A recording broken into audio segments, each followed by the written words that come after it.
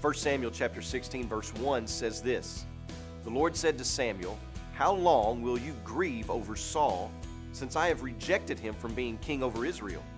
Fill your horn with oil, go to Jesse the Bethlehemite, for I have provided for myself a king from among his sons."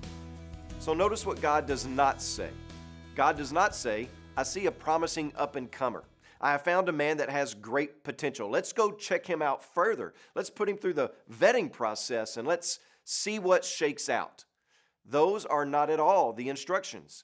This is not a suggestion that God is giving Samuel. This is not to be seen as a great possibility. No, the text tells us that God has provided for himself a king.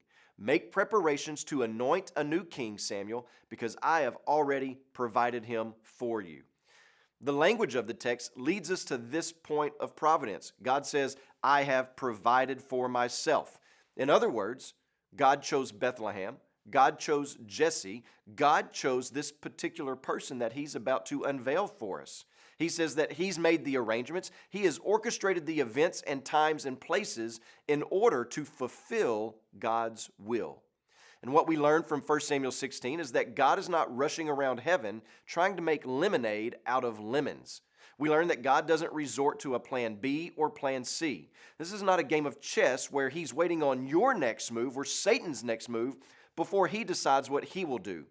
God doesn't have pitchers in the bullpen in case a different or unknown scenario might pop up. God pushes and pulls history and reality along as he ordains for his glory and the believer's good. God keeps and cooperates with and governs all created things to fulfill and accomplish his purposes. This doesn't mean that God does evil, but it does mean that evil does not lie outside the parameters or preservation or governance of God.